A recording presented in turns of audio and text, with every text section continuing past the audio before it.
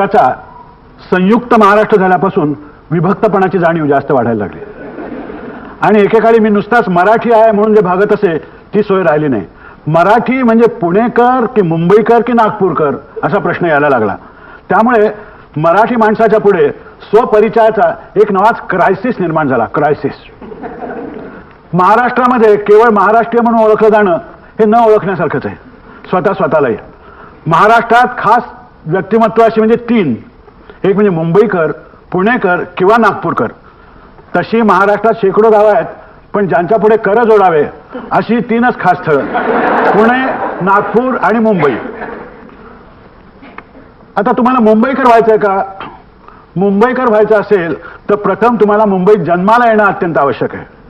कारण तुमच्या राहण्याच्या जागेचा प्रश्न हा तुमच्या जन्मदात्यांनी सोडवायला हवा. एरवी मामला बिकट आहे. रात्री आडवं व्हायला फुटपाथची पागडी देखील आता हजाराच्या आकड्यात गेली असं म्हणतात. त्यापेक्षा तुम्ही जिथे असाल त्या गावी सुखी राहा. आयुष्यात सगळ्यात महत्वाकांक्षा काही पुऱ्या होत नाहीत. आता मुंबईतल्या चाळीत अगर ब्लॉकमध्ये जागा असलेली एखादी मावशी किंवा एखादी आत्या जर तुम्हाला दत्तक घेत असेल तर पहा, दुसऱ्यांदा जन्माला यायचा हाच एक सोपा उपाय आहे. किंवा मग घर जावई व्हा. घर जावई याचा मुंबईतला अर्थ ज्याला मुलीबरोबर घरही द्यावं लागतं असा आहे. राहती जागा असेल तर मात्र मुंबईकर होण्यासारखं सुख नाही. तुम्हाला सांगतो, मुंबईत भयंकर गर्दी आहे ही तक्रार मुंबईकराखेरीज इतरच लोक जास्त करत असतात. मुंबईतली हवा, गर्दी, डास असल्या गोष्टींना कोणीही कितीही नावं ठेवली तरी त्याला ती खुशाल ठेवू द्यावी.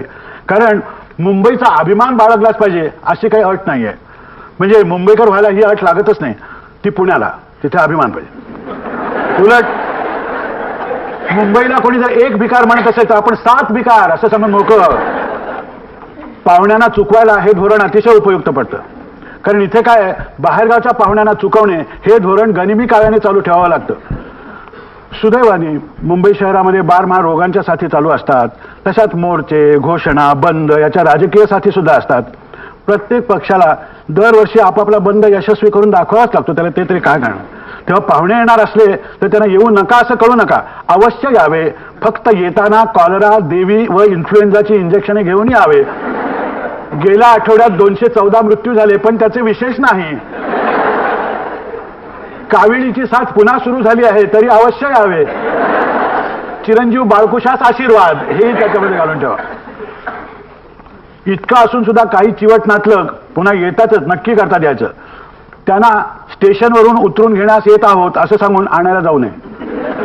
टॅक्सी ड्रायव्हर संघटनेला फोन करून त्यांचा पुढला संप किती तारखेला आहे हे विचारावं आणि त्या दिवशी बोलवावं. पाहुणे जर प्रथमच येणार असले तर आपण गिरगावात राहत असलो तरी त्याला ठाण्याला उतरणे सोयीचे पडेल असं कळवून मोकळं व्हावं. मुंबईमध्ये एकमेव धोका म्हणजे मुक्कामाला येऊ पाहणाऱ्या पाहुण्यांचा. एरवी मुंबईसारखं शहर नाही. मुंबईकर व्हायचं असेल तर मुंबईचं मराठी आलं पाहिजे. एका मराठी वाक्यामध्ये 3-4 तरी इंग्रजी शब्द हवेतच. फक्त मुंबईला बॉम्बे म्हणू नये. अस्सल मुंबईकर मुंबईला मुंबईच म्हणतो. मुंबईत एकदा तुम्ही जन्माला आलात की मुंबईकर होतच जाता. किंबहुना तुम्हाला दुसरं काही होताच येत नाही. पण बाहेरून येऊन मुंबईकर व्हायचं असेल तर पहिली गोष्ट म्हणजे मुंबईच्या मराठीमध्ये भूतकाळाला काहीही किंमत नाही हे ध्यानात ठेवा. मुंबईत जसे उन्हाळा आणि पावसाळा हे 2च ऋतू तसे काळही 2च, वर्तमान आणि भविष्य. मुंबईला बिचारीला भूतकाळ वगैरे काही नाहीच आहे. तिला फक्त आज आणि उद्या. मुंबईकराला शिवाजी महाराजांच्या घोडीचा स्पीड काय होता यापेक्षा सुद्धा सकाळच्या फास्ट लोकल्स कुठल्या याची माहिती अधिक महत्त्वाची. घड्याळाच्या तासाप्रमाणे मिनिटही मोलाची असतात हे मुंबईत राहिल्याशिवाय कळत नाही. कारण मुंबईकराचं घड्याळ हे केवळ हाताला बांधलेलं नसून त्याच्या नशिबाला बांधलेलं असतं. पण मुंबईमध्ये मुंबईकर होणं हे काहीही सक्तीचं नाही आहे. हा ऐच्छिक विषय आहे. पुण्यात मात्र पुणेकर होणं हे सक्तीचं आहे. घड्याळ आणि गर्दी यांच्याशी जुळवलं आणि चाळीत जर राहत असलात तर 40 बिराडात मिळून एक अशा संडासापुढे शांत चित्ताने वाट पाहण्याची अशी जर तुम्ही योग साधना केलीत की माणूस मुंबईकर झालाच. मुंबईला पुण्यासारखा इतिहास नसेल पण खऱ्या मुंबईकराचं भूतकाळाविषयीचं प्रेम फक्त एकाच बाबतीत उफाळून येतं, ते म्हणजे क्रिकेट. कारण मुंबईमध्ये क्रिकेट हा एकच खेळ मानला जातो. इतर शहरात हा खेळ मैदानी वगैरे आहे पण मुंबईतल्या चाळीच्या गॅलरीत टेस्ट मॅचेस चालतात. शिवाय क्रिकेट समजायला हातात बॅट बॉल घेतलाच पाहिजे अशी काही अट वगैरे नाही, ही समजूत अगदी चुकीची आहे. क्रिकेट हा मुख्यतः खेळण्याचा विषय नसून बोलण्याचा आहे, हे लक्षात ठेवायला पाहिजे. इथे मात्र क्रिकेटच्या इतिहासामध्ये तयार असणं अतिशय आवश्यक आहे. अस्सल मुंबईकर, अहो ती पानपतची लढाई म्हणतात ती पुण्यात कुठेशी झाली हो?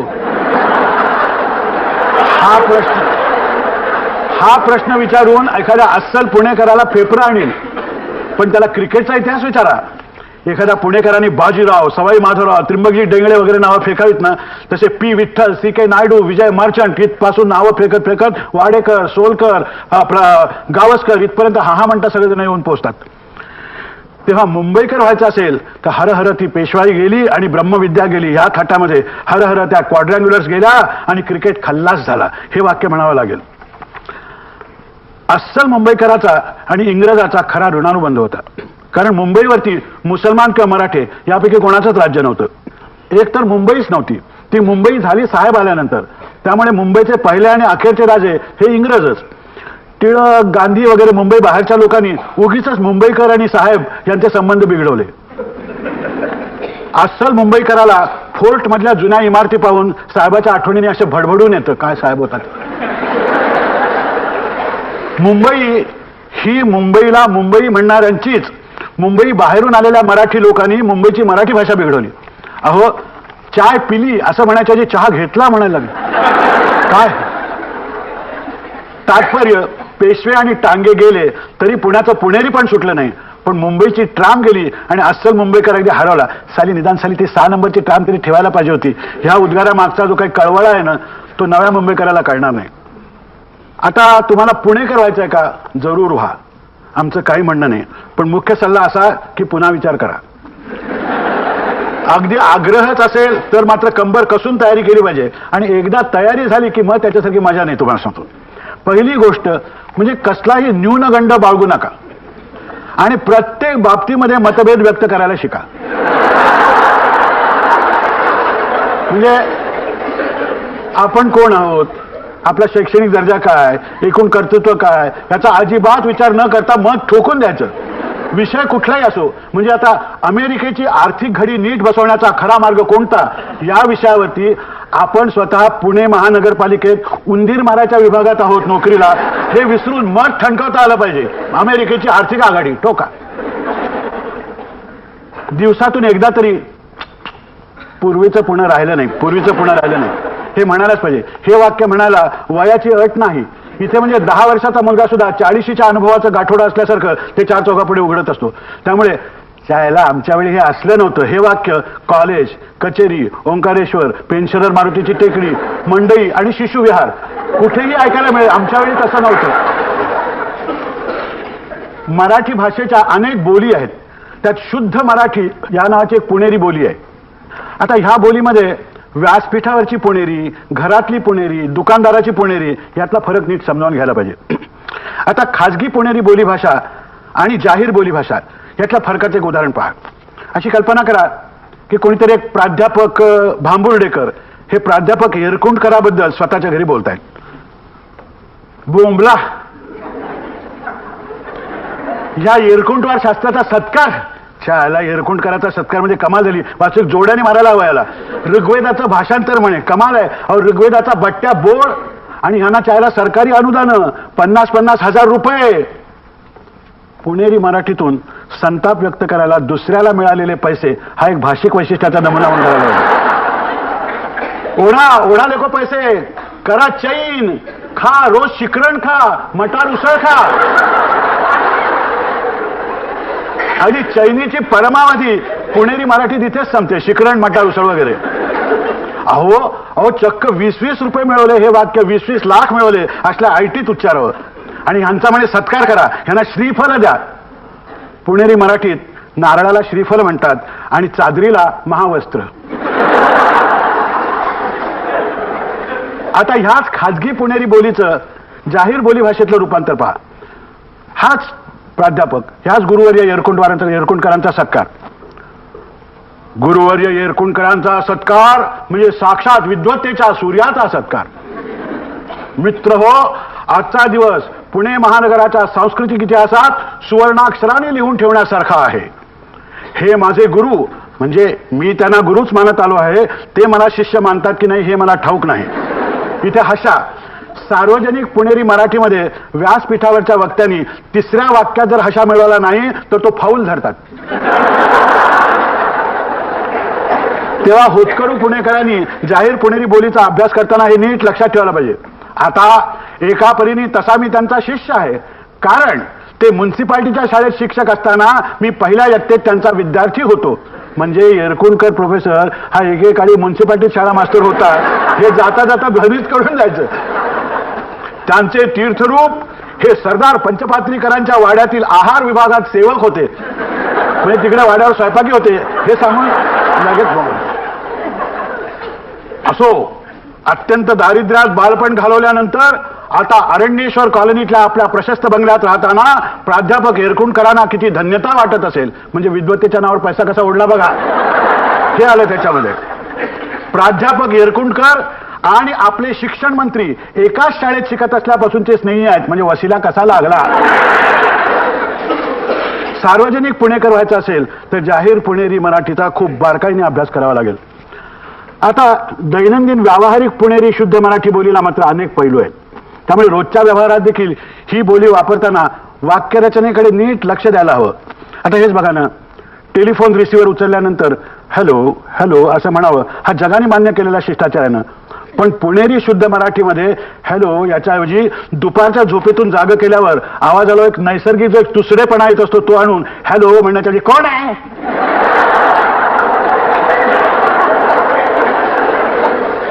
असं वस्कन बोलायचं. म्हणजे टेलिफोन करण्याप्रमाणे ऐकणारी जर पैसे पडले असते तर माणूस जसा वैतागला असतो तसा वैताग असेल.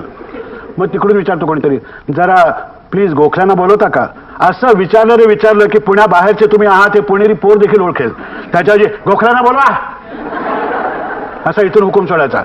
मग पलीकडून आवाज येतो, आहो इथे 10 गोखले आहेत त्यातला कुठला हवा आहे. तो कितवा तो मला काय ठाऊक, LIC झोपा काढायला जातो ना त्याला बोलवा.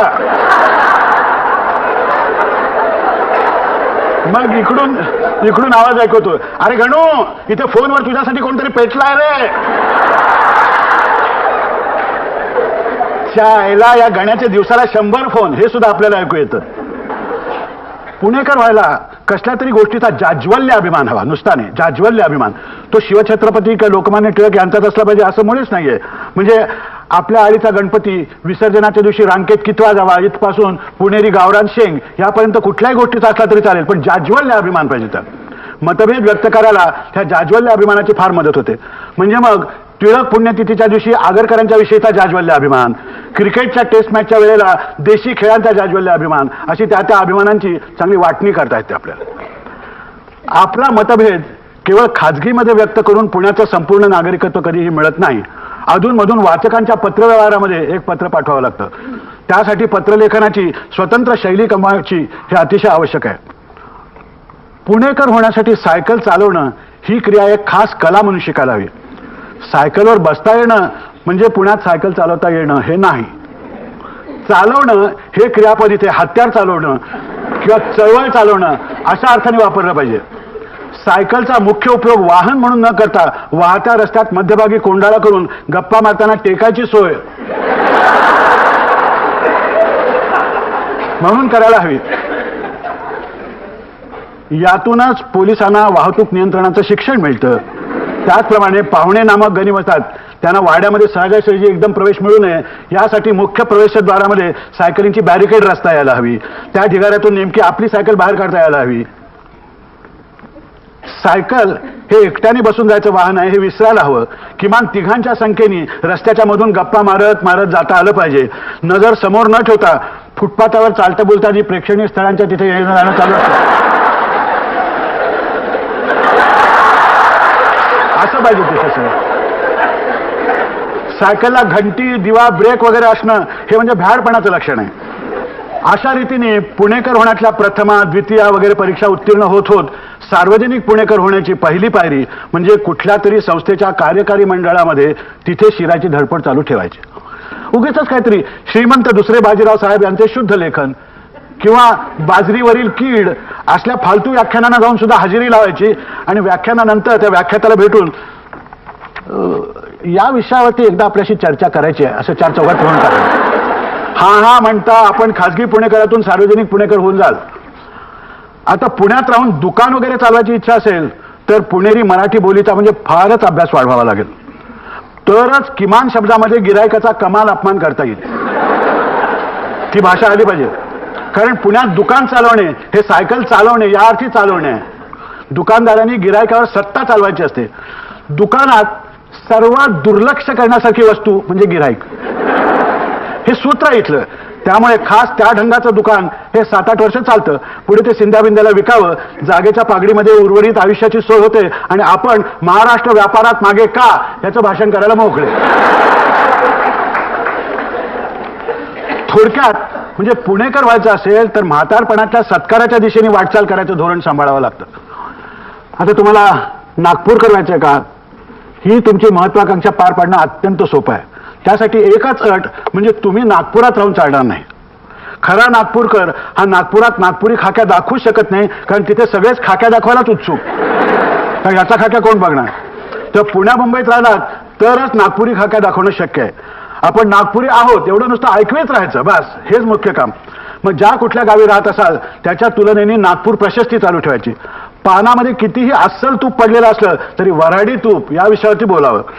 बिर्याणी खाताना सुद्धा वडा भाताचा मजा काही आवर आहे वगैरे हे सांगावं. अगदी गुलाबी थंडी जरी पडलेली असली तरी नागपुरी उन्हाळा, अरे काय नागपुरी उन्हाळा, ते संत्र, ते जाळ्याचे पडदे वगैरे वगैरे ते ऐकणाऱ्याला त्या थंडीत घाम फुटेपर्यंत ते ऐकवत राहा. पण हे सगळं नागपूर शहरापासून आपण किमान 200 मैल दूर आहोत हे ध्यानात घेऊन खुद्द नागपुरात असलं काही बोला तर चुप आहे काय, उगाच फजूल फोका म्हणून राहिला बे असं लगेच ते विचारतील. मग गोंधळ. नागपूर बाहेरचा माणूस हा अगदी रत्नागिरीचा किंवा धुळ्याचा जरी असला तरी त्याला हिणवताना तुमच्या पुण्या मुंबईच्या लोकांचं अशा तुकड्यांनीच त्या वाक्याला सुरुवात करावी. नेहमी सतत कोणीतरी आपल्याला उपेक्षेने मारून राहिलेलं आहे ही भूमिका घेणं हे अत्यंत आवश्यक आहे. आणि आपण स्वतः पाहुण्याला जरी नुसता कपभर चहा सरकावत असलो ना तरी सुद्धा बोलताना तुमच्या पुण्या मुंबईमध्ये काय बेटी कंजूशी, चहा घ्या. किंबहुना नागपुराखेरीज इतर कुठेच खाण्यापिण्याचा शौकच नसतो असा सिद्धांत उराशी बाळगावा. मात्र पदार्थांचा फार तपशील देऊ नका. एखादा गोवेकर नुसत्या बांगड्याचे 20 प्रकार सांगेन आणि तुमच्या वडाभातापुढे तुम्हाला जाता येणार नाही, म्हणजे पंचायत सगळी. अशा वेळेला आपली गाडी संत्रे किंवा कापूस ह्याच्यावर आणावी. कारण अस्सल मुंबईकर हा संत्र हे एरंडेला बरोबर खायचं फळ आहे असं मानतो आणि कापूस हा गादीचाच तयार होतो आणि आतल्या आत वाढायला लागून एका दिवशी गादी फोडून बाहेर येतो अशी त्याची प्रामाणिक समजूत आहे. अहो प्रत्येक शहरातल्या माणसाचे मोर्चे बांधण्याच्या काय जागा आहेत ते नीट तपासून पाहिलं पाहिजे. मुंबईत तुम्हाला आपण नागपूरकर आहोत हे ठासवायचं असेल ना तर समोरचा माणूस हा नाडकर्णी का धुरंधर आडनावाचा असल्याची खात्री करा आणि सरळ नागपुरी हिंदीत सुरू करा. कारण अस्सल मुंबईकर भूताला भीत नाही इतका हिंदीला भीतो. कारण अस्सल नागपूरकर मराठी माणसाची मातृभाषा जशी हिंदी आहे तशी अस्सल मुंबईकर मराठी मातृभाषा माणसाची ही इंग्लिश आहे. मात्र त्या इंग्लिशचा आणि इंग्लंडमधल्या इंग्लिशचा काही संबंध नाही. पुण्यातली इंग्रजी मात्र मुळामुठेच्या काठी जन्मास येऊन ओंकारेश्वरी तिथे दहन झाले. नागपूरला इंग्रजीची फिकीर करायचं काहीही कारण नाही. कारण एका भाषाशास्त्रज्ञाच्या मते पुण्याची इंग्रजी ही संस्कृतोद्भव आहे, नागपूरची हिंदी ही मराठोद्भव आहे आणि मुंबईची मराठी ही आंग्लोद्भव आहे. भाषाशास्त्राचं मत आहे. आता नागपूरकर होण्यासाठी पान खाणं हे आवश्यक आहे ही समजूत चुकीची आहे. पान सगळेच खातात, पण आपला नागपुरी अस्सलपणा दाखवायचा असेल तर ज्या पुणेकर किंवा मुंबईकराकडे तुम्ही पाहुणे म्हणून जाणार असाल ना त्याच्या घरी पानाचा इंतजाम नाही याची खात्री करून पान नाही का असं विचारून टाकावं. म्हणजे तो ओशाळतो. आपला एक पॉईंट सर झाला. मग ठेल्यावरून बोलून घ्या ना बे, त्याला ठेला कळत नाही कोणाला बोलवायचं ते कळत नाही, तो ओशाळतो. म्हणजे दुसरा पॉईंट सर झाला नाही का. मग थोडी सुपारी तर देऊन द्या ना असं म्हटलं बरोबर तो मसाल्याची सुपारी आणतो. तरी हट ही मसाल्याची सुपारी ही तर आमच्या नागपुरातली पोट्टी पाट्टी खात नाही तो काय आहे. पुन्हा आवडतो. आणि इथून त्यातून एखाद्याने पान मागवलंच तर मग सरळ खिडकीतून जोरदार पिंक खाली टाकावी. खालच्या भाडेकरूंची झालीच रंगपंचमी तर आपण गेल्यावर शिमगा होईल. आपण निश्चिंत असावं. आपलं नागपुरी पण सिद्ध झाल्याशी कारण. पण वरून कितीही उद्धटपणा केला तरी आतून मात्र आपण उदार असल्याचा भाव हा चालू ठेवायला पाहिजे. त्यासाठी मुंबईत कोणाही मुंबईकराच्या घरी गेलात आणि तुम्हीही रिटायर होईपर्यंत आणि त्यानंतरही मुंबईतच राहणार असलात तरी एकदा आमच्या नागपूरला येऊन जा ना, संत्र्याच्या सीझनला अरे काय मस्त संत्रे खाऊ, वाड्या गेळ्याचे तट्टे गिट्टे लावून पडले राहू आरामात, आमच्या वराडी पाहुणच्याचं बघा असं आमंत्रण देत जावं. आता मुंबई ते नागपूर प्रवास खर्च जमेला धरला तर मुंबईत संत्री स्वस्त पडतात, त्यामुळे ह्या आमंत्रणाचा कोणीही स्वीकार करत नाही, काळजी नसावी. असो, तर आमच्या या विषयावर प्रसिद्ध होणाऱ्या आगामी ग्रंथाची ही एक नुसती झलक आहे. संपूर्ण ग्रंथ लिहून तयार आहे, फक्त प्रकाशन समारंभाचा अध्यक्ष मुंबईकर, पुणेकर की नागपूरकर याचा निर्णय करणं हा तूर्त आमच्या पुढला क्रायसिस आहे.